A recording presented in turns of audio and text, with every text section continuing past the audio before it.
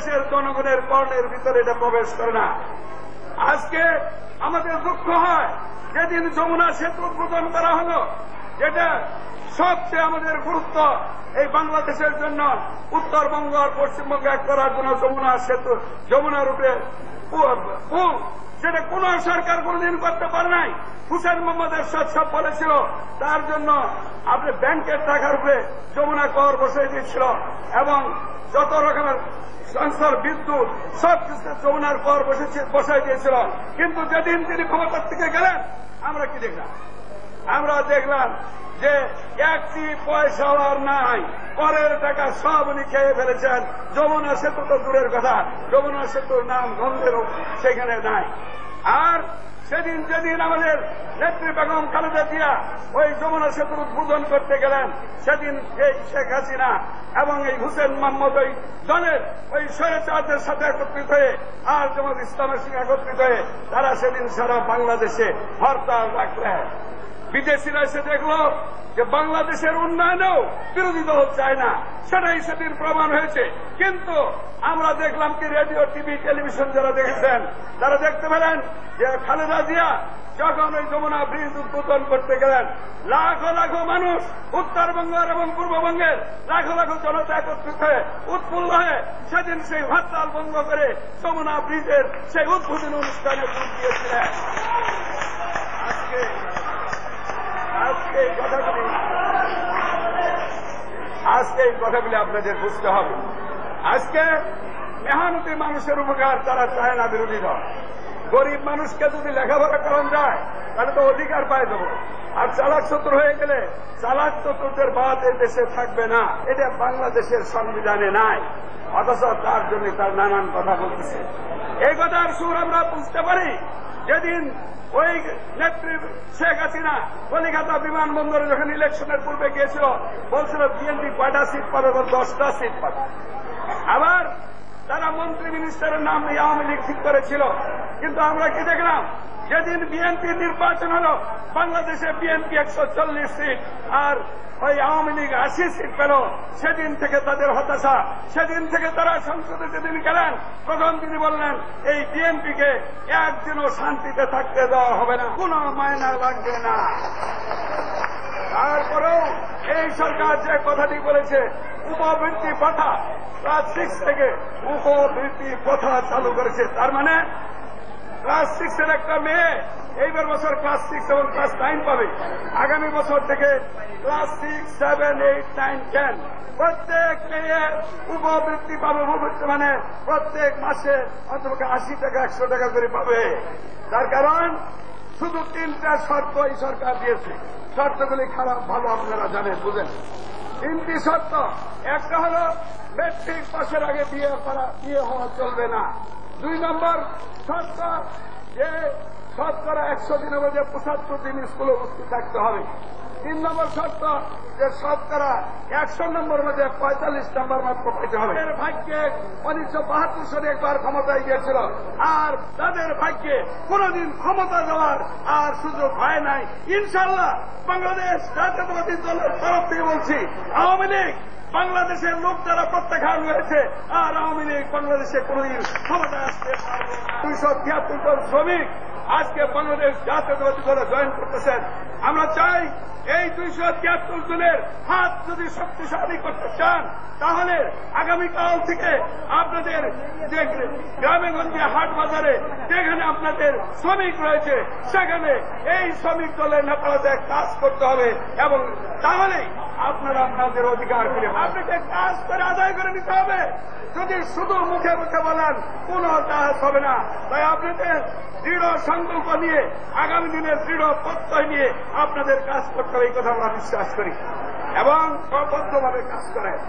তবে আমাদের তরফ থেকে আমরা বলতে চাই যে অন্যায়ভাবে যদি কাউকে কোনো কিছু করা হয়, কোন শ্রমিকের উপরে কোন আঘাত আসে, আমরা বিএনপির তরফ থেকে, আমাদের তরফ থেকে বলা হয়েছে, আমরা প্রতিরোধ করব, এতে সন্দেহের অবকাশ নাই। আমরা আজকে তাই যে সম্মেলন এখানে করতে যাচ্ছি, আমাদের বড় আশা আকাঙ্ক্ষা, আমরা চাই শহীদ প্রেসিডেন্ট জিয়াউর রহমানের যে স্বপ্ন, এই স্বপ্নকে দেশে বাস্তবায়িত করার করতে চাই এবং এই স্বপ্নকে শহীদ প্রেসিডেন্ট জিয়াউর রহমানের স্বপ্নকে বাস্তবায়িত করতে হলে শুধু আমাদের মতো কয়েকজন লোক দিয়ে হবে না। বাংলাদেশের 12 কোটি শ্রমিক আজকে এক হতে হবে। বাংলাদেশের 12 কোটি মানুষ শ্রমিক হিসেবে আমরা যদি কাজ করি তাহলে শহীদ প্রেসিডেন্ট জিয়াউর রহমানের স্বপ্ন বাংলাদেশে বাস্তবায়িত হবে। কাজে আমরা আশা করব যে আপনারা সেই শহীদ প্রেসিডেন্ট জিয়াউর রহমানের স্বপ্নকে অবশ্যই বাস্তবায়িত করবেন। আমরা আমাদের বক্তব্য দীর্ঘায়িত না করে আরেকটি কথা বলতে চাই যে আগামী 2রা নভেম্বর, আজকে হল 23শে অক্টোবর, 7 দিন আর 2 দিন 9 দিন আছে, 8 দিন 9 দিন পরে আগামী 2রা নভেম্বর আপনাদের প্রাণ প্রিয় নেত্রী বেগম খালেদা জিয়া শেরপুরে আসতেছে।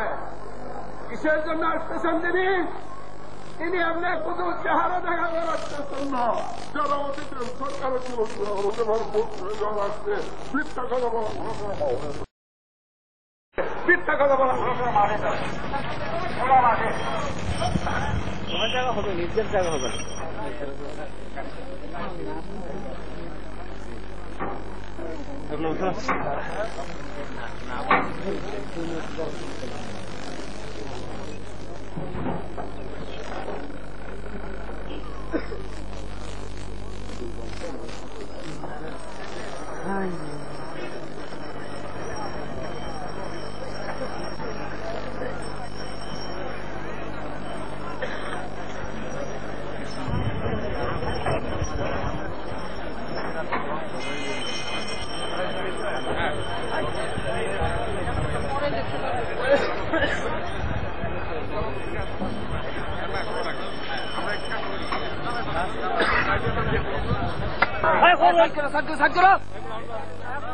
ভাই এখানে টাচ দেবেন না, এখানে টাচ দেবেন না।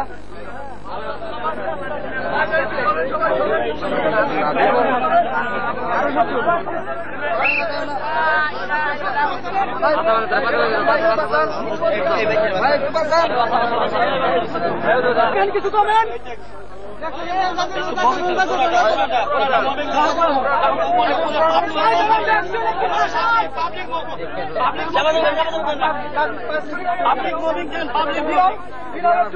আমার পাশে দিয়ে আসো, ফিরাও আমার পাশে দিয়ে আসো, ফিরাও।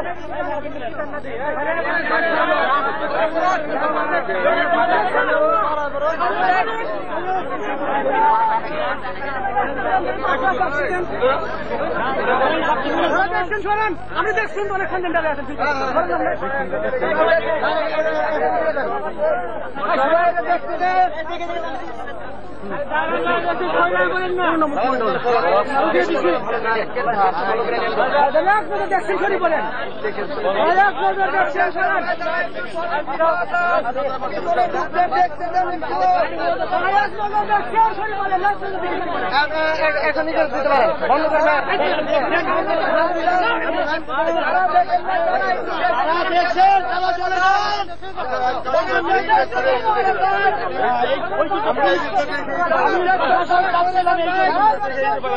প্রশাসনের সাহায্য চাইছে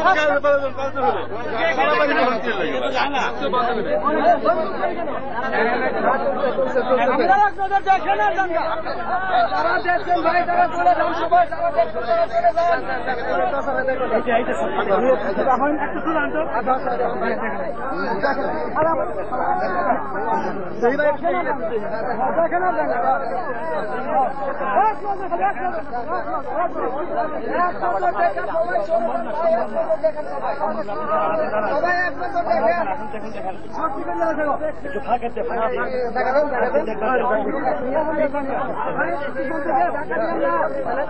দেখি জানগা এক নজর দেখে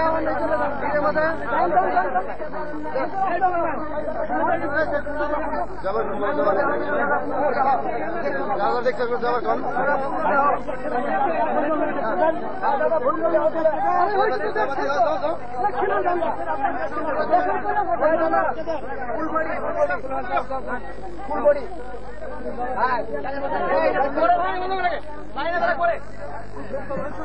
আগে তারা থেকে বলতে হবে ভিডিও যারা দেখছেন একবার তারা আমাদের মাঝখানে বিএনপি নেতৃবৃন্দ জাতীয় সংসদে মাননীয় স্পিকার সাহেব অল্প কিছু প্রিয় শেরপুরবাসী আপনারা যারা আমাদের মরহুম ডক্টর শাহজাহান সাহেবের আপনার শেষ শব্দে যারা গেছেন আমি অনুরোধ করছি আপনারা সারিবদ্ধভাবে লাইন করেন। আমাদের জানাজার কাজ শুরু হবে, সারিবদ্ধভাবে লাইন করে দাঁড়ান। সারিবদ্ধভাবে লাইন করে দাঁড়ান, আর তাহলে আমাদের জানাজার কাজ সুবিধা হবে। প্রিয় শেরপুরবাসী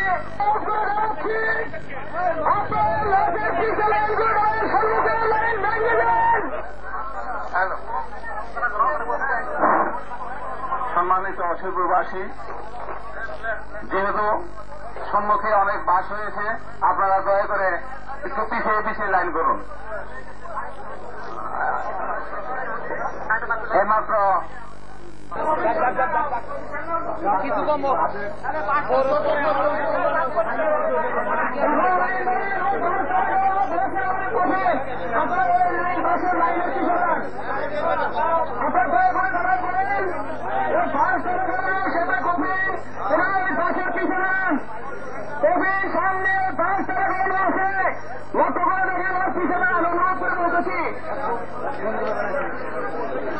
জাতীয় সংসদের হুইপ সাহেব উপস্থিত আছেন, জনাব শাহ রফিকুল বারী চৌধুরী উপস্থিত আছেন, মাননীয় সংসদ সদস্য। সবাই লাশকে সামনে রেখে পিছনে লাইন করে দাঁড়ান পূর্ব দিকে। লাশকে এই যে একটা বাস দাঁড়া করানো আছে, সেই জায়গায় কফিন আছে, দয়া করে তার পূর্ব দিকে দাঁড়াবেন সবাই। এখানে এত লোক হয়েছে, যদি আমরা শৃঙ্খলা রক্ষা না করি নিজ নিজ দায়িত্বে, তাহলে শৃঙ্খলা রক্ষা করা কঠিন হয়ে যাবে। সম্মানিত মুরব্বীদেরকে সামনে সামনে যারা হয়েছেন, আপনাদেরকে কফিনকে সামনে রেখে একটা খুঁটি দেওয়া আছে, কফিনকে সামনে রেখে খুঁটির পিছনে সবাই জাতীয় সংসদের মাননীয় স্পিকার শেখ রেজাক আলী আমাদের মাঝে উপস্থিত হবেন। আপনাদের সকলকে আমরা অনুরোধ করছি যে কফিনকে সামনে রেখে এখানে দুইটা বাঁশের খুঁটি আছে, আপনারা সবাই দেখতে। আমি আমাদের ছাত্র বন্ধুদেরকে অনুরোধ করছি, ছাত্র বন্ধু ওয়াহিদ মুরাদ শৌকত এসে পৌঁছে গেছেন, এখনই আমাদের মাঝে এসে পৌঁছবেন। সকলকে আমরা অনুরোধ করছি আপনারা কবিনকে এখানে অংশগ্রহণ করতে এসেছে, তাহলে তার নামাজ হবে না, তাই কফিন যেখানে আছে সেখানে দুটো বাস দাঁড় করানো আছে। আপনারা মেহরবানি করে কফিনের পূর্ব পাশে দাঁড়াবেন, কফিন সামনে রেখে কফিনের পূর্ব পাশে মেহরবানি করে আপনারা দাঁড়াবেন।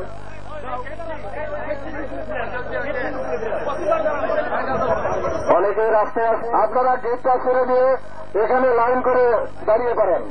আপনারা মেহরবানি করে গেটের কাছে লাইন করে ফেলেন, আমাদের জানাজা কাজ শুরু হবে। আমাদের মাঝখানে উপস্থিত রয়েছেন তার আপনার মাতৃরাত হয়, সেই জন্য আল্লাহর কাছে দোয়া করব। মুসলমানের ইসলামের বিধান অনুযায়ী সবগুলো কাজ করবার জন্য চেষ্টা করি। বন্ধুগণ, পিছন নাই সন্তুষ্ট দুনিয়া থেকে বিদায় নিতে পারে। এই জন্য সকলেই সারিবদ্ধ হয়ে সকলে দাঁড়িয়ে যান। এখনই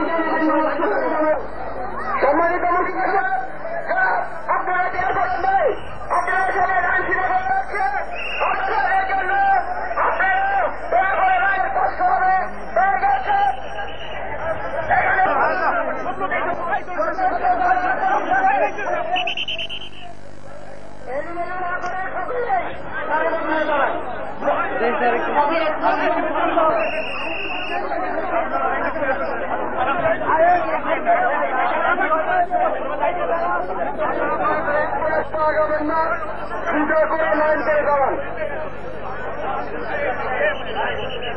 এখন মরহুমের পক্ষে তার ছোট ভাই যারা ফজলু কাকা ভাই, যদি উনি ওনার এই কার্যকালীন সময়ে যদি আপনাদের কারোর সঙ্গে কোন ধরনের দুর্ব্যবহার কিছু পাওনা থাকে আর কি, আমি ওনার পক্ষ থেকে বলছি সব পাওনা আমরা নামিয়ে মিটিয়ে দিব। আপনারা আমাদের সঙ্গে বিশেষ করে আমার সঙ্গে যোগাযোগ করবেন। ওনার যদি কোনো পাওনা থেকে থাকে আপনাদের আগুন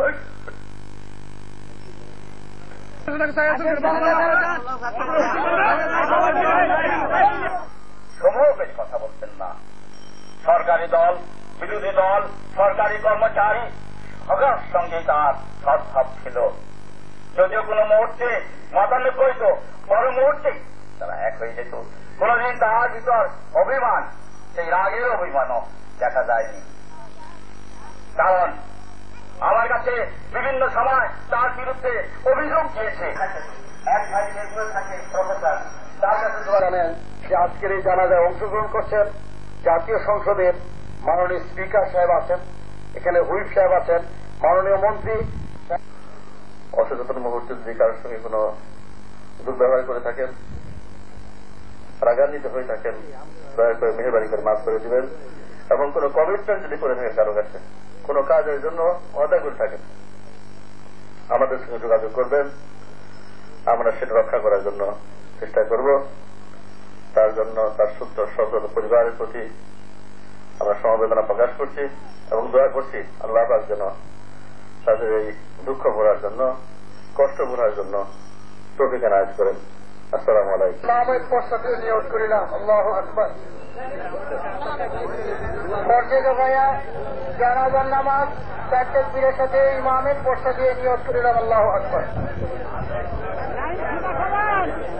কথা বলেন না তো বলে জানাজার নামাজ আরম্ভ হয়ে গেছে। জুতা প্রত্যেকের পায়ে থেকে জুতা খুলে রাখবেন, জুতার নিচে না ফাঁক থাকে, নামাজ হবে না।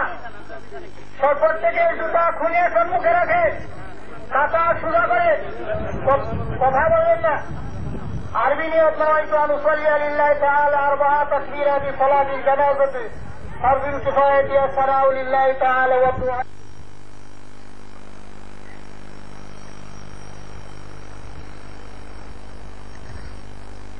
আল্লাহ